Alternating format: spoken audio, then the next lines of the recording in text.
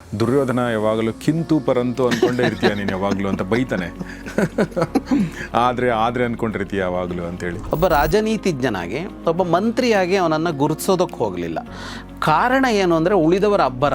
ಇವತ್ತಿನ ಹೊಸ ಪುಸ್ತಕ ಕಾರ್ಯಕ್ರಮದಲ್ಲಿ ನನ್ನ ಕೈಲಿರೋ ಪುಸ್ತಕ ಯಾವುದು ಅಂದರೆ ಇದು Vidura, the true hero of Mahabharata. ಕನ್ನಡದಲ್ಲಿ ಲಿಟ್ರೇಚರ್ ತುಂಬ ರಿಚ್ ಆಗಿದೆ, ತುಂಬಾ ಪುಸ್ತಕಗಳಿವೆ. ಅದು ಬರೀ ಕನ್ನಡಿಗರಿಗೆ ಸೀಮಿತ ಆಗಿರಬಾರ್ದು. ನಾನು ಗಮನಿಸಿದಂತೆ ಇಂಗ್ಲೀಷಲ್ಲಿ ಪುರಾಣ ಅಥವಾ ಈ ಮಹಾಭಾರತ ರಾಮಾಯಣಗಳು ಭಾಳ ಆಸಕ್ತಿ ಕ್ಷೇತ್ರಗಳು ಇಂಗ್ಲೀಷ್ ಓದುಗರಿಗೆ. ಆದರೆ ಅಲ್ಲೆಲ್ಲ ನೋಡಿದಾಗ ಕಲ್ಪನೆಗಳು ಮಿಳಿತವಾಗಿ ಬಂದ ಪುಸ್ತಕಗಳು ತುಂಬ ಪಾಪ್ಯುಲರ್ ಆಗಿವೆ. ಫಿಯರ್ಲೆಸ್ ಬಿಫೋರ್ ಪವರ್ ಅಂದರೆ ಅಧಿಕಾರದ ಎದುರುಗಡೆ ಏನೋ ಹೆದರಿಕೆ ಇಲ್ಲದೆ ನಿಂತವನು. ಓಕೆ, ನ್ಯಾಯದಲ್ಲಿ ಅನ್ಕಾಂಪ್ರಮೈಸಿಂಗ್ ಅಂದರೆ ಯಾವುದೇ ಮುಲಾಜು ರಾಜಿ ಮಾಡಿಕೊಳ್ಳದವನು, ಮತ್ತು ಎಲ್ಲಕ್ಕಿಂತ ಮುಖ್ಯವಾಗಿ ಪರ್ಸ್ನಲ್ ಗೇನ್ನಿಂದ ಹೊರತಾದವನು, ನನಗೇನು ಲಾಭ ಅಂತ ಯೋಚನೆ ಮಾಡದೇ ಇರೋವಂಥವನು. ಮನೆ ಕಟ್ಟಬೇಕು ಅಂತಂದರೆ ಅಲ್ಲಿ ಹಿಂದ್ಗಡೆ ಇರೋದು ಯಾವುದು, ಕೆಳಗಡೆ ಇರೋದು ಯಾವುದು, ಒಳಗಡೆ ಇರೋದು ಯಾವುದು ಅಂತ ನೋಡಬೇಕಾಗತ್ತೆ. ಹಾಗಾಗಿ ಇಡೀ ಮಹಾಭಾರತ ಅಂತ ತಗೊಂಡ್ರೆ ವಿದುರ ಭಾಳ ಮುಖ್ಯ ಆಗಿಬಿಡ್ತಾನೆ. ಭಾಳ ಚೆನ್ನಾಗಿ ಹೇಳಿದ್ರಿ.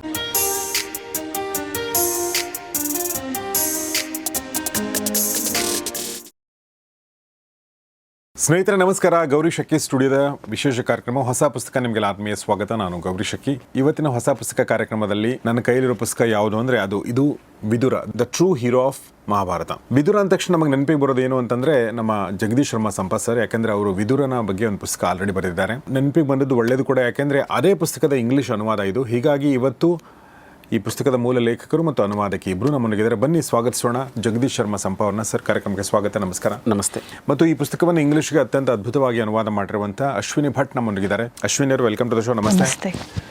ಎಸ್ ಸರ್, ಮೊದಲನೇದಾಗಿ ಯಾರಿಗೆ ಮಾತಾಡಿಸ್ಲಿ? ನಿಮಗೆ ಮಾತಾಡಿಸ್ತೀನಿ, ಯಾಕಂದರೆ ವಿದುರನ ಬಗ್ಗೆ ಆಲ್ರೆಡಿ ಸರ್ ಜೊತೆ ಮಾತಾಡಿದ್ದೀನಿ. ಆದರೂ ಕೂಡ ಓಕೆ, ಮೊದಲನೇದಾಗಿ ಅಭಿನಂದನೆಗಳು ನಿಮಗೆ, ಇಷ್ಟು ಚೆನ್ನಾಗಿ ಮಾಡಿದ್ದೀರಾ. ಮತ್ತು ಅಭಿನಂದನೆಗಳು ಸರ್ಗೆ, ಮತ್ತು ಅಭಿನಂದನೆಗಳು ಜಮೀಲ್ ಸಾವಣ್ಣ ಅವ್ರಿಗೆ. ನಾನು ಒಂದೇ ವಾರದಲ್ಲಿ ಅವರ ಇಂಗ್ಲೀಷ್ ಅಂದರೆ ಸಾವಣ್ಣ ಪ್ರಕಾಶನ 2ನೇ ಪುಸ್ತಕ ನೋಡ್ತಾ ಇದ್ದೀನಿ. ಡೆತ್ ಫೋಲ್ಟ್ ಅನ್ನೋದು ಕೂಡ ಇಂಗ್ಲೀಷಿಗೆ ಅನುವಾದ ಆಗಿದೆ. ಇದು ಕೂಡ ಈಗ ವಿದುರ ಅನ್ನೋದು ಕೂಡ ಅನುವಾದ ಆಗಿದೆ. ವಿದುರ ಕೈಯಲ್ಲಿ ಹಿಡ್ಕೊಂಡ್ರೆ ಅಂತ ಒಂದು ಅದ್ಭುತ ಫೀಲಿಂಗ್ ಬರುತ್ತೆ. ಅಷ್ಟು ಚೆನ್ನಾಗಿದೆ ಇದರ ಮುದ್ರಣ, ಇದರ ಕ್ವಾಲಿಟಿ ಎಲ್ಲವೂ ಕೂಡ ಚೆನ್ನಾಗಿದೆ. ಅಫ್ಕೋರ್ಸ್ ಇದರ ಕ್ವಾಲಿಟಿ ಅಂದರೆ ಪುಸ್ತಕದ ಒಳಗಡೆ ಕ್ವಾಲಿಟಿ ಬಗ್ಗೆ ನಾವು ಆಲ್ರೆಡಿ ಸುಮಾರು ಸಲ ನಾವು ಮಾತಾಡಿದ್ದೀವಿ. ವಿದುರನ ಬಗ್ಗೆ ಕೂಡ ಮಾತಾಡಿದ್ದೀವಿ. ಅಶ್ವಿನಿ ಅವರೇ, ಮೊದಲನೇದಾಗಿ ಈ ಪುಸ್ತಕ ಟ್ರಾನ್ಸ್ಲೇಷನ್ ಮಾಡಿದ ಮೇಲೆ ವಿದುರನಿಂದ ನೀವು ಕಲಿತಂಥ ಒಂದು ಕ್ವಾಲಿಟಿ ಏನು? ಓಕೆ, ಸೊ ಮಹಾಭಾರತದ ಕತೆ ತುಂಬ ಫೆಮಿಲಿಯರ್ ನನಗೆ ಮೊದಲಿಂದನೂ. ಆದರೆ ವಿದುರನ ಬಗ್ಗೆ ಅಂತ ಜಾಸ್ತಿ ಐ ಥಿಂಕ್ ಎಲ್ಲರ ಥರನೇ ವಿದುರನ ಬಗ್ಗೆ ಜಾಸ್ತಿ ಯೋಚನೆ ಮಾಡಲಿಕ್ಕೆ ಹೋಗಲಿಲ್ಲ. ನಾನು ಹೋಗಲಿಲ್ಲ. ನಾನು ಕೇಳಿದ ಕತೆಗಳಲ್ಲೂ ಅಷ್ಟೇ ವಿದುರನ ಪಾತ್ರ ಚಿಕ್ಕದಾಗಿತ್ತು ಅಷ್ಟೇ. ಇದು ಪುಸ್ತಕ ಕನ್ನಡದಲ್ಲಿ ಪುಸ್ತಕ ಓದಿದ ಮೇಲೆ ಅರ್ಥ ಆಗೋಕೆ ಶುರುವಾಯಿತು ಅದು ಹೇಗೆ ವಿದುರನ ಪಾತ್ರ ಬೇರೆಲ್ಲ ಪಾತ್ರಗಳನ್ನು ಒಟ್ಟು ಸೇರಿಸಿದೆ ಅಂತ. ಪಾಠ ಕಲ್ತಿದ್ದೇನು ಅಂದರೆ ಮೇನ್ಲಿ ವಿದುರನ ಸೂತ್ರಗಳಿದೆಯಲ್ಲ, ಅದು ನನಗೆ ವಿಷಯನೇ ಗೊತ್ತಿರಲಿಲ್ಲ. ಅದು ಯಾವುದು ಅಂದರೆ ವಿದುರನ ಸೂತ್ರಗಳ ಬಗ್ಗೆ ನಾನು ಓದೇ ಇರಲಿಲ್ಲ ಮೊದಲು. So that was a revolution. ಜೀವನದ ಪಾಠಗಳು ಮೇನ್ಲಿ. ಜೀವನ ಯೋಚನೆ ಮಾಡದೆ ಇಲ್ಲಿ ತನಕ ಜೀವನ ಮಾಡಿರ್ತೀವಿ. ಬಟ್ ಅದನ್ನು ಓದಿದಾಗ ಯು ಕೈಂಡ್ ಆಫ್ ಅಂಡರ್ಸ್ಟ್ಯಾಂಡ್, ಹಿಂದೆ ನೋಡಿದ್ರೆ ನಾವು how we have lived and how what are the ಈ ವಿದುರನ ಸೂತ್ರಗಳನ್ನು ಹೇಗೆ ಅಳವಡಿಸ್ಕೊಂಡು ನಾವು ಬಂದಿದ್ದೀವಿ, ಇನ್ನು ಏನು ಮಾಡಬೇಕು ಅನ್ನೋದು ಅದು ಗೊತ್ತಾಗುತ್ತೆ ಅನಿಸುತ್ತೆ. ಸೊ ಮೊದಲನೇದಾಗಿ ಸರ್, ಇಂಗ್ಲೀಷ್ ಪುಸ್ತಕ ಕೈಯಲ್ಲಿ ಹಿಡ್ಕೊಂಡು ಏನು ಅನ್ನಿಸ್ತು? ತುಂಬ ಸಂತೋಷ ಅನ್ನಿಸ್ತು. ಒಂದು ಇಂಗ್ಲೀಷಿಗೆ ಅನುವಾದ ಆಯಿತು ಅನ್ನೋದೇ ನನಗೆ ಭಾಳ ಸಂತೋಷ ಆಯಿತು. ಯಾಕೆಂದರೆ ಇಂಗ್ಲೀಷಿಗೆ ಹೋಗಬೇಕು ಅಂತ ಇತ್ತು. ನಾನು ರೀಚ್ ಆಗದೆ ಇರೋ ಕ್ಷೇತ್ರ ಅದು ಇಂಗ್ಲೀಷು. ಅದನ್ನು ಅಶ್ವಿನಿ ಅವರು ಮಾಡಿಕೊಟ್ರು. ತುಂಬ ಚೆನ್ನಾಗಿದೆ ಅಂತ ನನಗೆ ಗೊತ್ತಿಲ್ಲ, ಆದರೆ ನೋಡಿದವರೆಲ್ಲ ಹೇಳಿದ್ದಾರೆ. ಹಾಗಾಗಿ ಭಾಳ ಖುಷಿಯಾಯಿತು. ಒಂದು ಅನುವಾದ ಭಾಳ ಚೆನ್ನಾಗಿದೆ ಅಂತ ಯಾರಿಗೆಲ್ಲ ತೋರಿಸಿದ್ವೋ ಅವರೆಲ್ಲರೂ ಹೇಳಿರೋದು. ಇಂಗ್ಲೀಷಿಗೆ ಹೋಗಿದ್ದು ಯಾಕೆ ನನಗೆ ಭಾಳ ಸಂತೋಷ ಆಯಿತು ಇದಕ್ಕಿಂತ ಮೊದಲು ಅಂತ ಅಂದರೆ, ನಾನು ಗಮನಿಸಿದಂತೆ ಇಂಗ್ಲೀಷಲ್ಲಿ ಪುರಾಣ ಅಥವಾ ಈ ಮಹಾಭಾರತ ರಾಮಾಯಣಗಳು ಭಾಳ ಆಸಕ್ತಿ ಕ್ಷೇತ್ರಗಳು ಇಂಗ್ಲೀಷ್ ಓದುಗರಿಗೆ. ಆದರೆ ಅಲ್ಲೆಲ್ಲ ನೋಡಿದಾಗ ಕಲ್ಪನೆಗಳು ಮಿಳಿತವಾಗಿ ಬಂದ ಪುಸ್ತಕಗಳು ತುಂಬ ಪಾಪ್ಯುಲರ್ ಆಗಿವೆ. ತಪ್ಪು ಅಂತಲ್ಲ, ಅದೊಂದು ಇನ್ನೊಂದು ಸಾಹಿತ್ಯ. ಅದು ಆ ಮೂಲ ಗ್ರಂಥದ ಪಾತ್ರವನ್ನು, ವ್ಯಕ್ತಿಯನ್ನು, ಘಟನೆಯನ್ನು ಇಟ್ಕೊಂಡು ವಿಸ್ತಾರ ಮಾಡೋದು ಅನ್ನೋದು ಸರಿನೇ. ಆದರೆ ನಿಜವಾಗಿ ಏನು ಮೂಲದಲ್ಲಿ ಅಂತ ಅನ್ನೋ ವಿಷಯಕ್ಕೆ ಇಂಗ್ಲೀಷ್ ಓದುಗರಿಗೆ ಕೊರತೆ ಇದೆ ಅಂತಂತೂ ಕಾಣ್ತಾ ಇತ್ತು. ಇರ್ಬೋದು, ಯಾರೋ ಬರೆದಿರ್ಬೋದು, ಜಗತ್ತು ವಿಶಾಲ, ಬಂದೇ ಇಲ್ಲ ಅಂತ ಹೆಂಗೆ ಹೇಳೋದು. ಆದರೆ ಕಂಡಂತೆ ಮತ್ತು ಪ್ರಸಿದ್ಧವಾದಂತೆ ಅದು ಇರಲಿಲ್ಲ ಅಂತ ಕಾಣಿಸ್ತಾ ಇತ್ತು. ಹಾಗಾಗಿ ಈ ಪುಸ್ತಕಗಳು ಹೋದರೆ ಒಳ್ಳೆಯದು ಅಂತ ಒಂದು ಅನಿಸಿಕೆ ಇತ್ತು. ಹಾಗಾಗಿ ಆ ಎರಡೂ ದೃಷ್ಟಿಯಿಂದ ಖುಷಿ ಆಯಿತು. ಮೂರನೇದು ಜಮೀಲ್ ಅವರ ಕಾರಣಕ್ಕೆ. ಈ ಪುಸ್ತಕ ಅವರು ಮಾಡಿರೋದಿದೆಯಲ್ಲ, ಇದು ಅಷ್ಟು ಅದ್ಭುತವಾಗಿದೆ. ಪ್ರಾಯಶಃ ನನ್ನ ಇದು 34 ಪುಸ್ತಕಗಳು ಬಂದು ಇದನ್ನು ಸೇರಿದರೆ 35 ಅಂತ ಹೇಳಬೇಕು. ಅಷ್ಟು ಪುಸ್ತಕಗಳಲ್ಲಿ ಇದು ಅದ್ಭುತವಾದ ಪುಸ್ತಕ ಅಂತ. ಮುಖಪುಟದಿಂದ ಹಿಡಿದು ಸ್ವತಃ ಅವರೇ ಮುಖಪುಟ ಮಾಡಿದ್ದಾರೆ.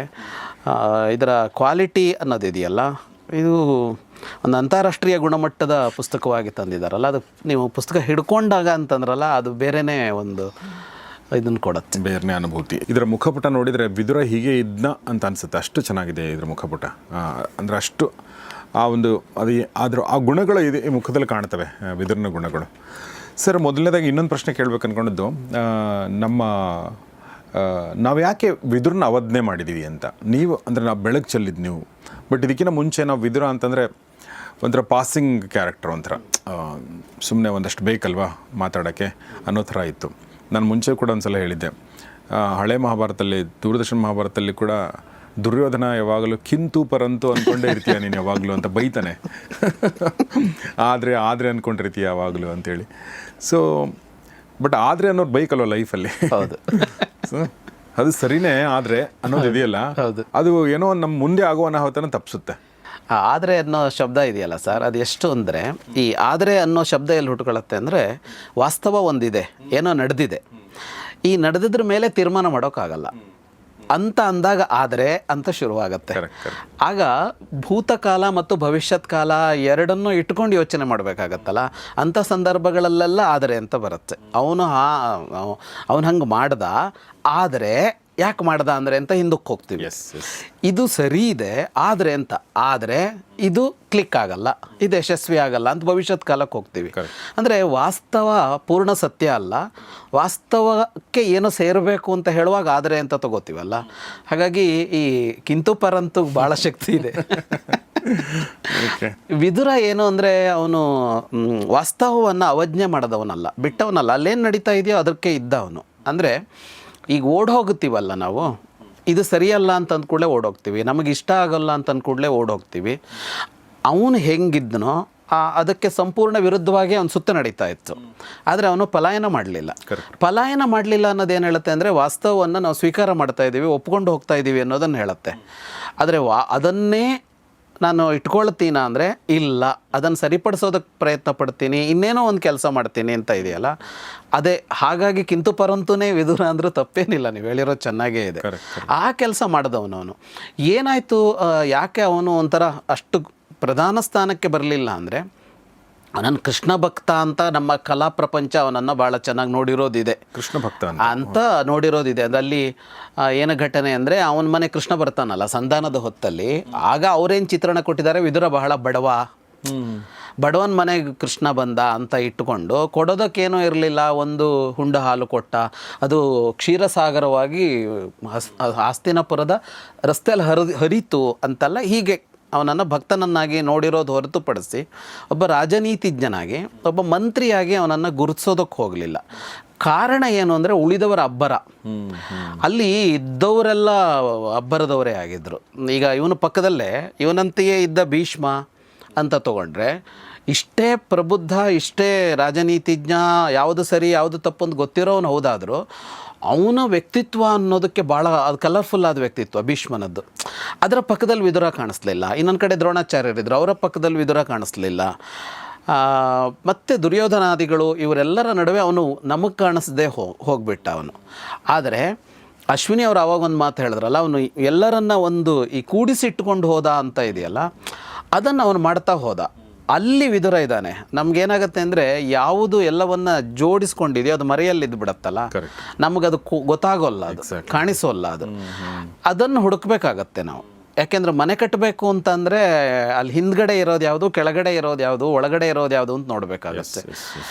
ಹಾಗಾಗಿ ಇಡೀ ಮಹಾಭಾರತ ಅಂತ ತಗೊಂಡ್ರೆ ವಿದುರ ಭಾಳ ಮುಖ್ಯ ಆಗಿಬಿಡ್ತಾನೆ. ಭಾಳ ಚೆನ್ನಾಗಿ ಹೇಳಿದ್ರಿ. ಅವನೊಂದೊಮ್ಮೆ ಇಲ್ಲದೆ ಇದ್ದರೆ ಪ್ರಾಯಶಃ ಬಾಲ್ಯದಲ್ಲೇ ಅಲ್ಲೇನೋ ಸ್ಫೋಟ ಆಗಿ ಏನೋ ಆಗ್ಬಿಡ್ತಾ ಇತ್ತು ಅವರ ಕ್ಲೇಶ್. ಅವನದನ್ನು ತುಂಬ ಮುಂದಕ್ಕೆ ತಳ್ಳೋ ಕೆಲಸ ಮಾಡಿದ್ದಾನೆ, ಸ್ಫೋಟ ಆಗದೇ ಇರುವಂತೆ.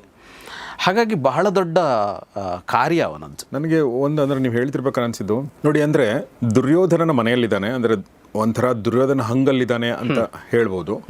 ಆದರೆ ದುರ್ಯೋಧನನ ಮಾತುಗಳಿಗೆ ಜಿ ಹುಜೂರ್ ಅನ್ಕೊಂಡಿಲ್ಲ.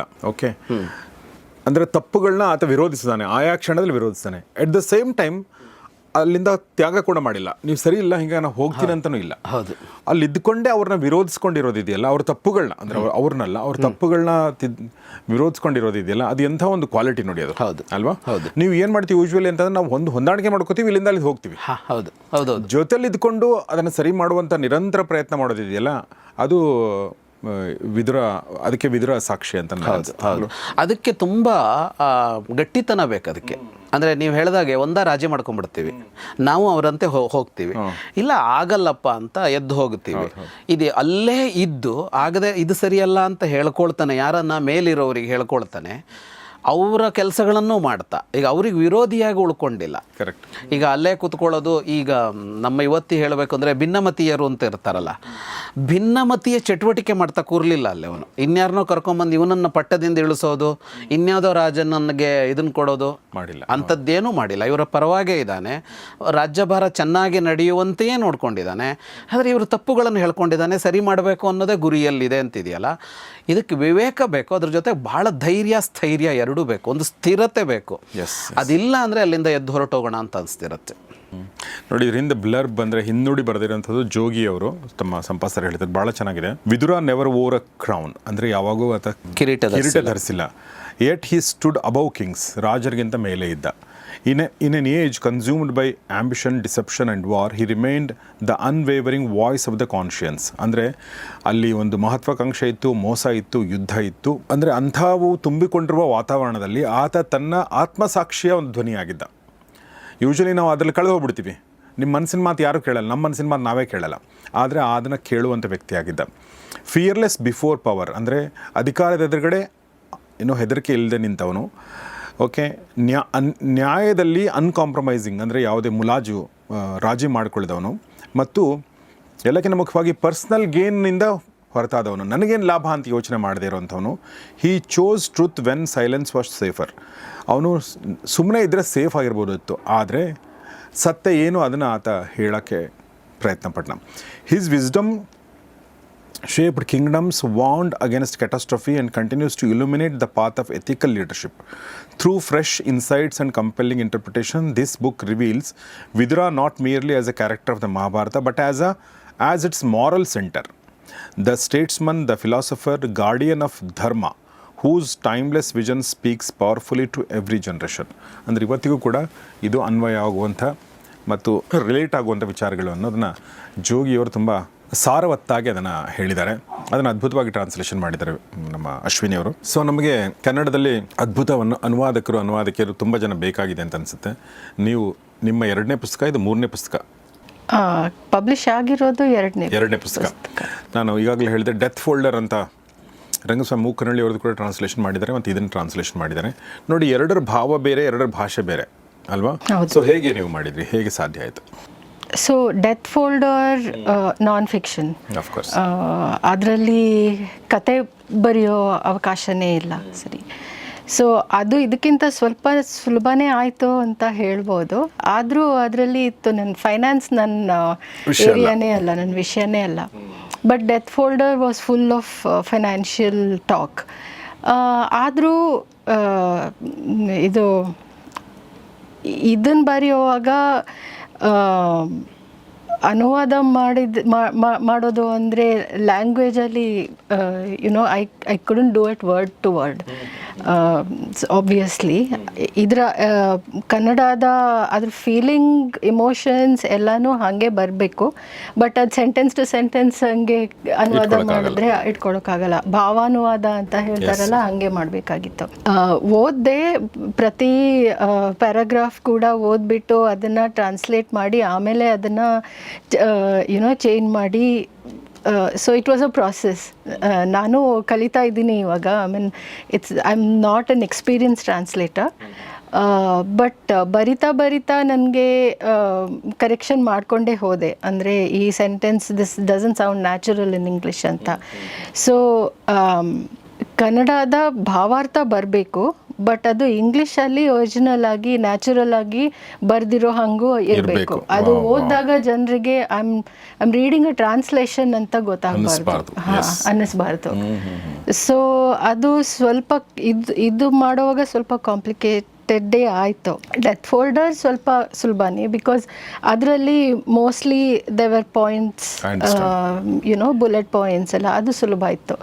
ಬಟ್ ಇದು ಅದೇ ಸ್ವಲ್ಪ ಜಾಸ್ತಿನೇ ಟೈಮ್ ತಗೊಳ್ತು ಇದನ್ನು ಮಾಡೋಕ್ಕೆ. ಬಟ್ ಭಾಳ ಒಳ್ಳೆ ಪಾಯಿಂಟ್ ಹೇಳಿದರೆ, ಅಂದರೆ ಇಂಗ್ಲೀಷ್ ಓದುಗರು ಅವ್ರಿಗೆ ಬಹುಶಃ ಜಗದೀಶ್ ಶರ್ಮಾ ಸಂಪ ಗೊತ್ತಿರ್ಬೋದು, ಗೊತ್ತಿಲ್ಲದೆ ಇರ್ಬೋದು, ಗೊತ್ತಿರಲ್ಲ. ಹಾಂ. ಆದರೆ ಅವ್ರು ವಿದುರನ ಬಗ್ಗೆ ಹಿಂಗೆ ಕೈಗೆ ಎತ್ಕೊಂಡಾಗ ಅವ್ರಿಗೆ ಇಂಗ್ಲೀಷಲ್ಲೇ ಓದ್ತಾ ಇದ್ದೀನಿ, ಇಂಗ್ಲೀಷ್ದೇ ಅಂತ ಕೃತಿ ಅಂತ ಅನಿಸಿದರೆ, ಯಾಕಂದರೆ ಪ್ರತಿಯೊಂದು ಭಾಷೆಗೂ ಒಂದು ನುಡಿಗಟ್ಟು, ಅದರದೇ ಆದ ಒಂದು ಧಾಟಿ ಇರುತ್ತೆ ಅಲ್ವಾ? ಸೊ ಆ ಧಾಟಿನಲ್ಲೇ ಅದು ಬರಬೇಕು. ಸೊ ನೀವು ಆ ಕೆಲಸವನ್ನು ಮಾಡಿದ್ರಿ. ನನಗೆ ಇನ್ನೊಂದು ಇದು ನನ್ನ ಮನಸ್ಸಲ್ಲಿ, ನಾನು ಅನುವಾದಕ್ಕೆ ಆಗಿ ನನಗೆ ಒಂದು ವಿಶ್ ಇತ್ತು, ಒಂದು ಪ್ರಾಸೆಸ್ ಇತ್ತು. ಇಂಗ್ಲೀಷಲ್ಲಿ ಬರೆಯುವಾಗ, because this is very steeped in Indian culture ಅಲ್ವಾ, ಕೆಲವು ಪದಗಳು ಇಂಗ್ಲೀಷಲ್ಲಿ ಟ್ರಾನ್ಸ್ಲೇಟ್ ಮಾಡೋಕ್ಕೆ ಸಾಧ್ಯನೇ ಇಲ್ಲ. ಪದಗಳು ಮಾತ್ರ ಅಲ್ಲ, ಕೆಲವು ಸೆಂಟೆನ್ಸಸ್ ಕೂಡ. ಉದಾಹರಣೆಗೆ ಹೇಳ್ಬೋದು ಏನಾದರೂ? ತಪಸ್ಸು, ಮತ್ತೆ ಇದು ನಿಯೋಗ, ತಪಸ್ಸು, ಆ ಥರದ್ದೆಲ್ಲ. ನಂಗೆ ಮೇಯ್ನ್ಲಿ ಏನು ಅಂದರೆ, ಮೊದಲಿಂದಾನು ನಾನು ಯಾವುದೋ ಒಂದು ಇಂಗ್ಲೀಷ್ ಪುಸ್ತಕ ಓದಿದ್ದೆ. It was return originally in English, but ಅದರಲ್ಲಿ ವರ್ಡ್ಸ್ ಲೈಕ್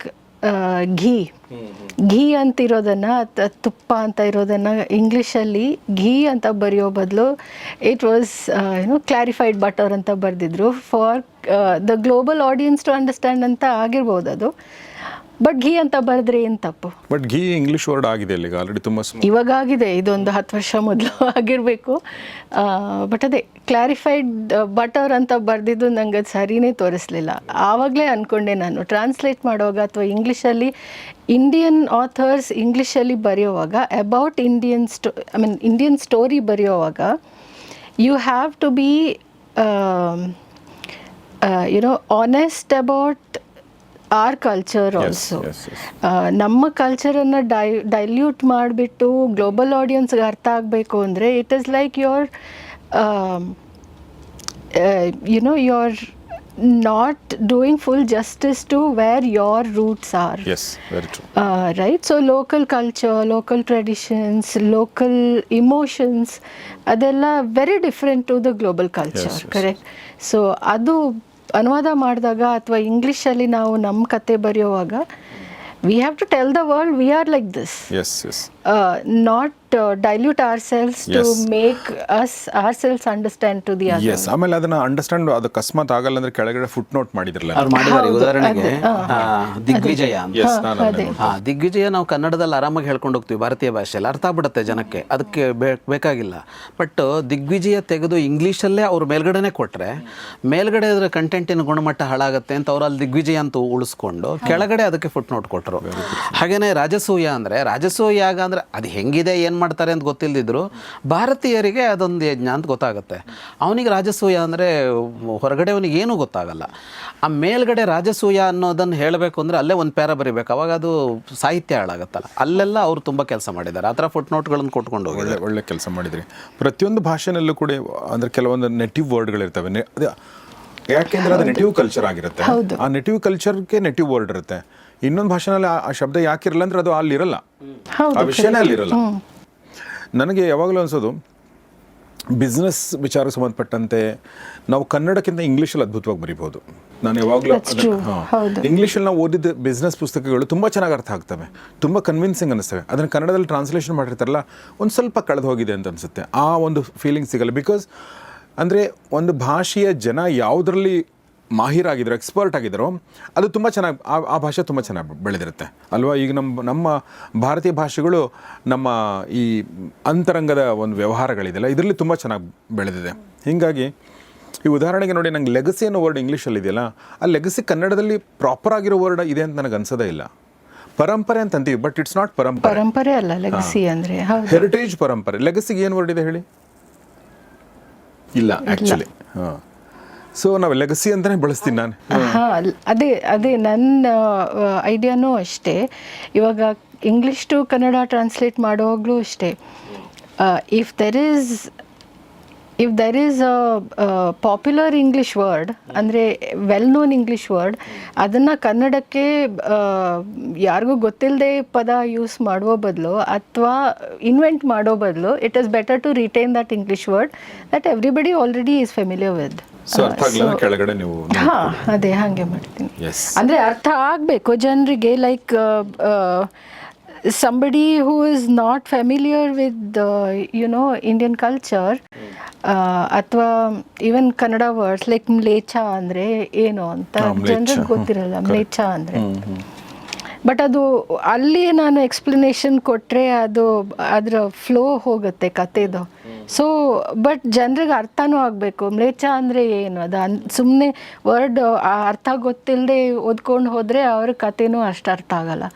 ಸೊ ಅದಕ್ಕೆ ಕೆಳಗಡೆ ಫುಟ್ ನೋಟಲ್ಲಿ ಎಕ್ಸ್ಪ್ಲೇನ್ ಮಾಡಿ ಕೊಟ್ಟಿದ್ದಾರೆ. ಯತಿ ಧರ್ಮ, ವಾನಪ್ರಸ್ಥ, ಇಲ್ಲೆಲ್ಲ ಶಬ್ದ ಮೇಲೆ ಹಾಗೆ ಉಳಿಸಿ ಕೆಳಗಡೆ ಹೋಗಿದ್ದಾರೆ. ವಿದುರ ನೀತಿ ಅಂತ ಲಾಸ್ಟ್ ಚಾಪ್ಟರ್ ಇದೆ, ಅದರಲ್ಲಿ ವಿದುರಾಸ್ ಕೌನ್ಸಿಲ್ ಅಂತ ಹಾಕೊಂಡು. ಅಲ್ಲ, ನೀತಿ ಶಬ್ದ ನನಗೆ ಖುಷಿಯಾಗಿರೋದೇನೆಂದರೆ ನೀತಿ ಉಳಿಸಿದ್ದಾರೆ ಅಲ್ಲಿ. ಅದು ಉಳಿಸ್ಕೊಂಡು ಇಂಗ್ಲೀಷಲ್ಲಿ ಅಂತಂದಾಗ ಅದನ್ನ ಕೊಟ್ಟಿರೋದಿದೆಯಲ್ಲ, ಅದೆಲ್ಲ ಒಳ್ಳೆ ಕೆಲಸ ಆಗಿದೆ, ಒಳ್ಳೆ ಕೆಲಸ. ಆಮೇಲೆ ಇನ್ನೊಂದು ನನಗನ್ಸೋದು ಖುಷಿ ಆಗೋದೇನೆಂದರೆ, ನೋಡಿ, ಒಂದು 20 ವರ್ಷದಿಂದ ನೀವು ಇಂಗ್ಲೀಷಿಗೆ ಟ್ರಾನ್ಸ್ಲೇಷನ್ ಮಾಡಿ, ಅಂದರೆ ಕನ್ನಡದ ಒಬ್ಬ ಪಬ್ಲಿಷರ್ ಟ್ರಾನ್ಸ್ಲೇಷನ್ ಮಾಡಿ ಅದನ್ನು ಇಂಗ್ಲೀಷಿಗೆ ಆಡಿಯನ್ಸ್ ತಲುಪಿಸೋದು ಒಂದು ಚಾಲೆಂಜ್ ಆಗಿತ್ತು. ಅಂದರೆ ಪಬ್ಲಿಷ್ ಮಾಡೋದು ಓಕೆ, ತಲುಪಿಸೋದು ಹೇಗೆ? ಆದರೆ ಇವತ್ತು ಅಮೆಝಾನು, ಫ್ಲಿಪ್ಕಾರ್ಟ್ ಇರೋದ್ರಿಂದ ನೋಡಿ, ನಿಮ್ಮ ಪುಸ್ತಕ ಈಗ ಗ್ಲೋಬಲ್ ಆಡಿಯನ್ಸ್ಗೆ ರೀಚ್ ಆಗಿಬಿಡ್ತು ಅಲ್ವಾ. ಅವರು ಅಲ್ಲಿ ಲಿಸ್ಟ್ ಮಾಡಿದರು and you are available everywhere. So ಹೀಗಾಗಿ ಇವತ್ತು ಯಾವುದು ಕೆಲಸನ ನಾವು ಆಗಲ್ಲ, ಮಾಡೋಕ್ಕಾಗಲ್ಲ ಅಂತೇನೂ ಇಲ್ಲ ಅಲ್ವಾ, ಎಲ್ಲ ಅವಕಾಶಗಳು ಇದೆ. ಸೊ ಸರ್, ಕೊನೆಯದಾಗಿ ನಮ್ಮ ಆಡಿಯನ್ಸ್ಗೆ ಏನು ಹೇಳೋಕ್ಕೆ ಇಷ್ಟಪಡ್ತೀನಿ ಸರ್, ಹೇಳೋಕ್ಕಿಂತ ಮುಂಚೆ, ವಿದುರ ಪುಸ್ತಕ ನೀವು ತೊಗೊಂಡು ಓದಿರ್ಬೋದು ಕನ್ನಡದಲ್ಲಿ. ಆ ಪುಸ್ತಕದ ಮತ್ತು ನಿಮ್ಮ ರಿಲೇಟಿವ್ಸಲ್ಲಿ, ಫ್ರೆಂಡ್ಸಲ್ಲಿ ಯಾರೋ ಇಂಗ್ಲೀಷ್ ಇಷ್ಟಪಡೋವಂಥವ್ರು ಇದ್ದರೆ ಅವ್ರಿಗೆ ಈ ಪುಸ್ತಕನ ಖಂಡಿತ ಕೊಡಿ. Vidura the true hero of Mahabharata. ಇದರ ಆನ್ಲೈನ್ ಲಿಂಕನ್ನು ನಾನು ಡಿಸ್ಕ್ರಿಪ್ಷನಲ್ಲಿ, ಕಮ್ಯುನಿಟಿ ಪೇಜಲ್ಲಿ, ಕಮೆಂಟ್ ಬಾಕ್ಸಲ್ಲಿ ಹಾಕಿರ್ತೀನಿ, ಅದನ್ನು ಪಿನ್ ಮಾಡಿರ್ತೀನಿ. ಆಸಕ್ತರು ಹೋಗಿ ಅಲ್ಲಿ ಕ್ಲಿಕ್ ಮಾಡಿದರೆ ನಿಮಗೆ ಅಮೆಝಾನ್ ಏನು ವೆಬ್ಸೈಟಲ್ಲಿ ಅದರ ಲಿಂಕ್ ಸಿಗುತ್ತೆ, ನೀವು ಅಲ್ಲಿಂದ ಬೈ ಮಾಡ್ಬೋದು ಅಂತ ಹೇಳ್ತಾ, ಸರ್ ಕೊನೆಯದಾಗಿ ಏನು ಹೇಳಕ್ಕೆ ಇಷ್ಟಪಡ್ತೀರಿ? ಇಂಗ್ಲೀಷ್ ಆಡಿಯನ್ಸ್ ರೀಚ್ ಆಗ್ತಾ ಇದ್ದೀರಿ, ಒಂದು ಕನ್ನಡೇತರರಿಗೆ ತಲುಪಿಸೋ ಪ್ರಯತ್ನ ಒಂದು ಮಾಡಿ ಅಂತ ಒಂದು ಕೋರಿಕೆ ಒಂದು. ಎರಡನೇದು, ಮಕ್ಕಳಿಗೆ ಕನ್ನಡ ಪುಸ್ತಕ ಓದಿಸಿ ಅಂತಲೇ ಕರೆ ಇರೋದು. ಆದರೆ ನಮ್ಮ ಮಕ್ಕಳಿಗೆ ಇಷ್ಟು ದೊಡ್ಡ ಪುಸ್ತಕ ಒಂದೇ ಸಲ ಕನ್ನಡ ಓದುವ ಪರಿಸ್ಥಿತಿ ಇಲ್ಲ ಅಂತ ಅನ್ನುವಾಗ ನಿಮ್ಮ ಮಕ್ಕಳಿಗೆ ಇದನ್ನು ಜೆಂಜಿಗೋ ಆಲ್ಫಾಕೋ ಇದನ್ನು ಓದಿಸಿ ಅಂತ ಒಂದು ಕೋರಿಕೆ ಇರೋದು. ಉಳಿದಂತೆ ನನ್ನ ಪುಸ್ತಕನೂ ಸೇರಿದಂತೆ ಕನ್ನಡದಲ್ಲಿ ಬಹಳ ಅಂದರೆ ಬೇರೆ ಭಾಷೆಗಳಿಗೆ ಹೋಗಬೇಕಾದ ಪುಸ್ತಕಗಳು ಸಾಕಷ್ಟಿವೆ. ಹಾಗಾಗಿ ಅನುವಾದದ ಕೆಲಸಗಳು ತುಂಬ ಚೆನ್ನಾಗಿ ನಡಿಬೇಕು ಅಂತ ಅನ್ನಿಸುತ್ತೆ ಎಲ್ಲ ತರಹದಲ್ಲಿ. ಕನ್ನಡದ ಸಾಹಿತ್ಯ ಎಲ್ಲ ಕ್ಷೇತ್ರಗಳಲ್ಲೂ ಭಾಳ ಗಟ್ಟಿ ಸಾಹಿತ್ಯವನ್ನು ಸೃಷ್ಟಿಸ್ತಾ ಇದೆ. ಅದು ಸಣ್ಣ ಕತೆ, ಕಾದಂಬರಿ, ಕವಿತೆಯಿಂದ ಹಿಡಿದು ಈ ಥರದ ಸಾಹಿತ್ಯಗಳಿಂದ ಹಿಡಿದು ಸೃಜನೇತರ ಸಾಹಿತ್ಯದಿಂದ ಹಿಡಿದು ಎಲ್ಲದರಲ್ಲೂ ಭಾಳ ಗಟ್ಟಿ ಸಾಹಿತ್ಯ ಇದೆ. ಅದು ದೊಡ್ಡ ಪ್ರಮಾಣದಲ್ಲಿ ಜಗತ್ತಿಗೆ ಹೋಗಬೇಕಾಗಿದೆ. ಹಾಗಾಗಿ ಅಶ್ವಿನಿ ಭಟ್ ಅಂತವರು ಜಾಸ್ತಿ ಆಗಬೇಕು ಮತ್ತು ಅವರು ನಿರಂತರ ಕೆಲಸ ಮಾಡಬೇಕು ಇದನ್ನು ಅಂತ. ಯಾಕಂದರೆ ನಾವು ನೋಡಿ, ನಾವು ಚಿಕ್ಕವರಿದ್ದಂಗಿಂದ ಅನುವಾದಿತ ಕಥೆಗಳನ್ನ, ಕಾದಂಬರಿಗಳನ್ನ ಓದ್ಕೊಂಡ್ಬಂದಿದ್ದೀವಿ. ಈಗ ಎಂಡಮೂರಿ ನಮಗೆ ಪರಿಚಯ ಆಗಿರೋದು ಅನುವಾದದ ಕಥೆಗಳ ಮೂಲಕ ಅಲ್ವಾ. ಅವರು ವಂಶಿ ಅನ್ನೋರು, ಇನ್ನೊಂದಷ್ಟು ಜನ ರಾಜಾ ಚೆಂಡೂರು ಎಷ್ಟು ಚೆನ್ನಾಗಿ ಅನುವಾದ ಮಾಡಿದ್ದಾರೆ ಅಂದರೆ ಕನ್ನಡದೇ ಅನ್ಕೊಂಡು ನಾವು ಓದಿದ್ದೀವಿ ಅಲ್ವಾ. ಸುಮಾರು ಆ ಥರ ಲೇಖಕರಿದ್ದಾರೆ. ಸೊ ಅಂಥವ್ರನ್ನೆಲ್ಲ ನಾವು ವೀರಾಂಬುದಿ, ಅವರೆಲ್ಲ, ಸರಿತಾ ಜ್ಞಾನಾನಂದ ಅವರೆಲ್ಲ ಮಾಡಿದರು. ಸೊ ಈಗ ನಮ್ಮ ಪುಸ್ತಕಗಳನ್ನ ಯಾರು ಓದ್ತಾ ಇದ್ದಾರೆ ನಮ್ಗೆ ಗೊತ್ತಿಲ್ಲ ಅಲ್ವಾ, ಕನ್ನಡದ ಪುಸ್ತಕಗಳನ್ನ. ಯಾಕೆಂದರೆ ನಿಮ್ಮಂಥವ್ರು ಬೇಕಾಗತ್ತೆ ಅದಕ್ಕೆ. ಅಂದರೆ ಗ್ಲೋಬಲ್ ಆಡಿಯನ್ಸ್ ರೀಚ್ ಆಗಿ, ಇಂಗ್ಲೀಷ್ ಆಡಿಯನ್ಸ್ ರೀಚ್ ಆಗಿ. ಹೀಗಾಗಿ ಕನ್ನಡ ಬೇರೆ ಭಾಷೆಗಳಿಂದ ಕನ್ನಡಕ್ಕೆ ಅನುವಾದ ಮಾಡೋರ ಸಂಖ್ಯೆ ಒಂದು ಹಂತಕ್ಕಿದೆ. ಆದರೆ ಕನ್ನಡದಿಂದ ಇಂಗ್ಲೀಷ್ ಅನುವಾದ ಮಾಡೋದ್ರ ಸಂಖ್ಯೆ ಭಾಳ ಕಡಿಮೆ ಅಂತ ನನಗನ್ಸುತ್ತೆ. ಈಗ ಒಬ್ಬ ದೀಪಾ ಬಸ್ತಿಯಿಂದಾಗಿ ಕನ್ನಡಕ್ಕೊಂದು ಒಳ್ಳೆ ಸ್ಥಾನ ಬಂತ. ಹೌದು. ಸೊ ಹಾಗೆ ಮುಂದಿನ ದಿನಗಳಲ್ಲಿ ನಾವು ಅಂತಾರಾಷ್ಟ್ರೀಯ ರಾಷ್ಟ್ರೀಯ ಪ್ರಶಸ್ತಿಗಳನ್ನು ಕೂಡ ಎಕ್ಸ್ಪೆಕ್ಟ್ ಮಾಡ್ಬೋದು ಸಂಪಾ ಸರ್ಗೆ ಮತ್ತು ಸಂಪಾತರ ವ್ಯಕ್ತಿಗಳಿಗೆ. ಕರೆಕ್ಟಾ ಸರ್? ಸೊ ಕೊನೆಯದಾಗಿ ಏನು ಹೇಳಕ್ಕೆ ಇಷ್ಟಪಡ್ತೀರಿ ಅಶ್ವಿನಿ ಅವರೇ? ಕನ್ನಡ ನನಗನ್ಸತ್ತೆ ಕನ್ನಡದಲ್ಲಿ ಲಿಟ್ರೇಚರ್ ತುಂಬ ರಿಚ್ ಆಗಿದೆ. ತುಂಬಾ ಪುಸ್ತಕಗಳಿವೆ. ಅದು ಬರೀ ಕನ್ನಡಿಗರಿಗೆ ಸೀಮಿತ ಆಗಿರಬಾರ್ದು. Everybody should I think literature ಓದೋದ್ರಲ್ಲಿ ಇಂಟ್ರೆಸ್ಟ್ ಇರೋರು ಅವ್ರಿಗೆ ಸಿಗಬೇಕು, ಎಸ್ಪೆಷಲಿ ಪುಸ್ತಕಗಳು, because it's very rich Kannada literature. ಈ ಮಾತು ಹೇಳಿರೋದು ನಾನು ಕೇಳ್ತೀನಿ ನಿಮಗೆ ಯಾವುದೂ ಫೋರ್ಸ್ ಇಲ್ಲದೆ ಯಾರೋ ನಿಮ್ಗೆ ಕೇಳ್ದೇನೆ ನೀವೇ ಅನುವಾದ ಮಾಡ್ತೀರಿ ಅಂದರೆ ಯಾವ ಪುಸ್ತಕ ಅನುವಾದ ಮಾಡ್ತೀರಿ? ಯಾರು ಪುಸ್ತಕ ಸುಮ್ಮನೆ ಹೇಳಿ. ಅಂದರೆ ನೀವು ಮಾಡ್ಬೋದು, ಅದನ್ನು ಮಾಡದೇ ಇರ್ಬೋದು, but I want to translate ಅಂದರೆ ಯಾವ್ದು ಹೇಳಿ? ಗಜಾನನ ಶರ್ಮಾ ಅವ್ರ ಪುಸ್ತಕಗಳು, ಓಕೆ, ಭೈರಪ್ಪನವ್ರ ಪುಸ್ತಕಗಳು, ಓಕೆ, ಕುವೆಂಪು, ಕಾರಂತ ಅವರದ್ದು. Okay, super. ನೀವು ಹಳತ್ತು ಮತ್ತು ಹೊಸತಿ ಎರಡನ್ನೂ ಹೇಳಿಬಿಟ್ರಿ ಅಲ್ವಾ? ಯಾ ಸರ್, ನಿಮ್ಮ ಪ್ರಕಾರ ಯಾವ ಪುಸ್ತಕ ಹೋಗಬೇಕು ಇಂಗ್ಲೀಷ್ಗೆ? ನಿಮ್ಮದು ಇನ್ನೊಂದು ಹೇಳಿ, ಆಮೇಲೆ ಬೇರೆದು ಇನ್ನೊಂದು ಹೇಳಿ ಸರ್. ನಂದು ಇನ್ನೊಂದು ಯಾವುದು ಅಂತ ನಿಮಗೊಂದು ಯೋಚನೆ ಇದೆ, ಜಮೀಲ್ಗೊಂದು ಯೋಚನೆ ಇದೆ. ನನಗೇನಂದ್ರೆ ನೀವು ರಾವಣ, ನನಗೆ ಇಂಗ್ಲೀಷ್ ಹೋಗಲಿ ಅಂತ ನಂಗೆ ಆಸೆ. ನಿಮ್ಮ ರಾವಣ, ಕುರುಕ್ಷೇತ್ರ ಅವೆಲ್ಲೂ ಹೋಗಬೇಕು, ಬಟ್ ರಾವಣ ಸದ್ಯಕ್ಕೆ ತುಂಬ ಒಳ್ಳೆ. ಯಾಕೆಂದರೆ ರಾವಣ ನಾನು ಓದಿಲ್ಲ, ಇಂಗ್ಲೀಷಲ್ಲಿ ಓದಿಲ್ಲ, ಕನ್ನಡದಲ್ಲೂ ಓದಿಲ್ಲ, ನಿಮ್ಮ ಮೂಲಕನೇ ಓದಿದ್ದು. ಸೊ ಅದು ನನಗನ್ಸುತ್ತೆ. ನೀವು ಹೇಳಿ ಸರ್. ನನಗೆ ಅಂದರೆ ಹೋಗಬೇಕು ಅಂತ ಇರೋದು ನನ್ನ ಇಷ್ಟದ ಪುಸ್ತಕ ಯಾವುದು ಅಂದರೆ ವ್ಯಾಸ ಸಂದರ್ಶನ ಹೋಗಬೇಕು ಅಂತ ಇರೋ ಅನ್ಸುತ್ತೆ. ಹೌದು, ಓಕೆ, ಭಾಳ ಚೆನ್ನಾಗಿದೆ ಅದು. ಅದರಲ್ಲಿ ಇನ್ನೊಂದು ಅವ್ರು ಹೇಳಿದಾಗ ಗಜಾನ್ ಶರ್ಮರ್ ಪುಸ್ತಕಗಳು ಹೋಗಬೇಕು ಅನ್ನೋದು ಇನ್ನೊಂದು ನನಗೆ ತುಂಬ ಕಾಲದಿಂದ ಇದೆ. ಜೋಗಿ ಸರ್ ಪುಸ್ತಕಗಳು ಯಾಕೆ ಹೋಗ್ತಾ ಇಲ್ಲ ಅಂತ. ಜೋಗಿಯವ್ರ ಪುಸ್ತಕಗಳು ಹೋಗಬೇಕಾಗಿತ್ತು, ಅಂದರೆ ತುಂಬ ಪ್ರಮಾಣದಲ್ಲಿ ಹೋಗಬೇಕಾಗಿತ್ತು ಅದು ಅಂತ. ಮತ್ತು ಅವ್ರು ಹೇಳಿದ ನಮ್ಮ ಹಳೆಯ ಲೇಖಕರುಗಳದ್ದು ಒಂದಿಷ್ಟು ಹೋಗಿದೆ, ಒಂದಿಷ್ಟು ಹೋಗಬೇಕಾಗಿದೆ. ಭೈರಪ್ಪನವ್ರದ್ದೊಂದು ಕೆಲವು ಹೋಗಿದೆ, ಬಟ್ ಇನ್ನೂ ತುಂಬ ದೊಡ್ಡ ಪ್ರಮಾಣದಲ್ಲಿ ನಮ್ಮ ಹಿಂದಿನ ಇವರದ್ದು ಹೋಗಬೇಕಾಗಿದೆ, ಕನ್ನಡ ಸಾಹಿತ್ಯದ ಇವರದ್ದು ಅಂತ ಅನಿಸುತ್ತೆ. ಮತ್ತು ಇನ್ನೊಂದಿಷ್ಟು ನಮ್ಮಲ್ಲಿ ತುಂಬ ಸಂಶೋಧನಾ ಕೃತಿಗಳಿವೆ ಕನ್ನಡದಲ್ಲಿ, ತುಂಬ ಕೆಲಸ ಮಾಡಿದ್ದಾರೆ ಒಟ್ಟು ಇದರಲ್ಲಿ. ಅಂಥ ಪುಸ್ತಕಗಳು ಹೋಗಬೇಕಾಗಿರೋದು ಇನ್ನೂ ಇದೆ ಅಂತ ಅನ್ಸುತ್ತೆ. ಎಕ್ಸಾಕ್ಟ್ಲಿ. ಆ ಕಾಲದವರು ನೋಡಿ, ಕನ್ನಡದ ಕುರಿತಾದ ಸಂಶೋಧನೆ, ಕನ್ನಡ ಭಾಷೆ ಕುರಿತಾದ ಸಂಶೋಧನೆಗಳು ಬರೀ ನಮಗೆ ಅಷ್ಟೇ ಗೊತ್ತಿದ್ರೆ it's of no use. Actually ಅದು ಗೊತ್ತಾಗಬೇಕಾಗಿರೋದು ಇನ್ನೊಬ್ಬರಿಗೆ, ಜಗತ್ತಿಗೆ ಗೊತ್ತಾಗಬೇಕು. ಹೌದು. ಸೊ ಅಷ್ಟು ಹೇಳ್ತಾ ನಾನು ತುಂಬ ಧನ್ಯವಾದ ಹೇಳ್ತೀನಿ ಅಶ್ವಿನಿ ಅವರೇ, ನಮ್ಮ ಜೊತೆಗೆ ಇಷ್ಟೊತ್ತು ಮಾತಾಡಿದ್ರಿ ಮತ್ತು ಈ ಪುಸ್ತಕನ ತುಂಬ ಅದ್ಭುತವಾಗಿ ಅನುವಾದ ಮಾಡಿಕೊಡಿ. ನಾನು ಓದಿಲ್ಲ, ಬಟ್ ಸುಮ್ಮನೆ ಗ್ಲಾನ್ಸ್ ಮಾಡಿದರೆ ನಿಮ್ದು ಎಷ್ಟು ಸುಲಲಿತವಾಗಿ, ಎಷ್ಟು ಅದಕ್ಕೆ ಆ್ಯಪ್ಟ್ ಆಗಿರುವಂಥ ಭಾಷೆ ಮತ್ತು ಅದನ್ನೆಷ್ಟು ಅದರ ಆತ್ಮವನ್ನು ಸೆರೆ ಹಿಡಿದು ಹೇಗೆ ನೀವು ಮಾಡಿದ್ರು ಅನ್ನೋದು ಗೊತ್ತಾಗ್ತದೆ ನನಗೆ. So thank you. ನಿಮಗೆ ಥ್ಯಾಂಕ್ ಯು, ಬಿಕಾಸ್ ಇದು ನನ್ನ ಫಸ್ಟ್ ಇಂಟರ್ವ್ಯೂ. ನಾವು ಇಂಟರ್ವ್ಯೂ ಯಾಕೆ ಮಾಡಿದ್ವಿ ಗೊತ್ತಾ ನಿಮಗೆ? ಇನ್ನೊಂದಷ್ಟು ಇಂಟರ್ವ್ಯೂ ನ್ಯೂಸ್ ಅಂದ್ರೆ ಈ ಥರ ಬರೋವಾಗಲಿ ಮಾಡಲಿ ಅಂತ. I have always been behind the scenes. Okay, but ಅದೇ I'd love to do more of this. Yes, please do. Thank you. ನಿಮಗೂ ಕೂಡ ತುಂಬ ಥ್ಯಾಂಕ್ಸ್ ಸರ್, ಈ ಪುಸ್ತಕನ ಕೊಟ್ಟಿದ್ದಕ್ಕೆ ಮತ್ತು ಈಗ ಇಂಗ್ಲೀಷ್ಗೆ ಅನುವಾದಕ್ಕೆ ಆಗಿದ್ದಕ್ಕೆ ನಿಮಗೆ ಅಭಿನಂದನೆಗಳು ಮತ್ತೊಂದು ಸಲ. Thank you sir. ಸೊ ಸ್ನೇಹಿತರೆ, ಇದು ಜಮೀಲ್ ಸಾವಣ್ಣ ಅವ್ರಿಗೂ ಕೂಡ ಧನ್ಯವಾದಗಳನ್ನ ಹೇಳ್ತಾ ಈ ಕಾರ್ಯಕ್ರಮ ಮುಗಿಸ್ತಾ ಇದ್ದೀನಿ. ನಮ್ಮ ಕನ್ನಡದ ಪುಸ್ತಕಗಳು ಬೇರೆ ಭಾಷೆ, ಬೇರೆ ಜನ, ಬೇರೆ ಪ್ರದೇಶಗಳಲ್ಲಿ ಕಾಣಿಸ್ಕೊಂಡ್ರೆ, ಈಗ ನಾನು ಎಲ್ಲೋ ಡೆಲ್ಲಿಗೋ ಅಥವಾ ನಾನು ಕೋಲ್ಕತ್ತಾನೋ ಅಥವಾ ಯಾವುದೋ ಪ್ರದೇಶಕ್ಕೆ ಹೋಗಿ ಅಲ್ಲಿ ಯಾವುದೋ ಪುಸ್ತಕದ ಅಂಗಡಿಗೆ ನಾವು ಹೋಗ್ತೀವಿ, ಅಲ್ಲಿ ನನಗೆ ಆದರೂ ಈ ಥರ ಹಿಂಗೆ ಸಿಕ್ಕರೆ, ವಿದುರ, ಜಗದೀಶ್ ಶರ್ಮ ಸಂಪಾನ್ ಹಿಂಗೆ ಸಿಕ್ಕರೆ ನಮಗೆ ಎಷ್ಟು ಖುಷಿ ಆಗುತ್ತಲ್ವ. ಯಾಕೆಂದ್ರೆ ನಾವು ಎಲ್ಲ ಭಾಷೆಯ ಪುಸ್ತಕಗಳು ಇಲ್ಲಿ ನಾವು ಹೋಗಿ ನೋಡಿದಾಗ ಎಲ್ಲ ಥರದ್ದು ಕಾಣ್ತವೆ, ಬಟ್ ನಮ್ಮದು ಕಾಣಲ್ಲ. ಇಂಗ್ಲೀಷ್ನಲ್ಲಿ ತುಂಬ ಕಡಿಮೆ ಕಾಣ್ತವೆ ಅಥವಾ ನನಗೆ ಕಾಣಿಸಿಲ್ಲ. ಸೊ ಹೀಗಾಗಿ ಈ ಒಂದು ಚಳವಳಿಯ ರೂಪದಲ್ಲಿ ಇದು ಆಗುವಂಥ ಅವಶ್ಯಕತೆ ಇದೆ. ಹಾಗಾಗಲಿ ಅಂತ ಆಶಿಸ್ತಾ ಈ ಕಾರ್ಯಕ್ರಮ ಮುಗಿಸ್ತಾ ಇದ್ದೀನಿ. ಬಟ್ ನೀವು ದಯವಿಟ್ಟು ಇದನ್ನು ಕೊಂಡು ಓದಿ ಮತ್ತು ಇಂಗ್ಲೀಷ್ ಸ್ನೇಹಿತರೇನಿದ್ದಾರೆ ಅವರಿಗೆ ದಯವಿಟ್ಟು ಈ ಲಿಂಕನ್ನು ಕಳಿಸಿ. ನೋಡ್ತಾರೆ ಗೌರಿ ಶಿಕ್ ಸ್ಟುಡಿಯೋ, ಓದ್ತಾರೆ ಹೊಸ ಪುಸ್ತಕ. ನಮಸ್ಕಾರ.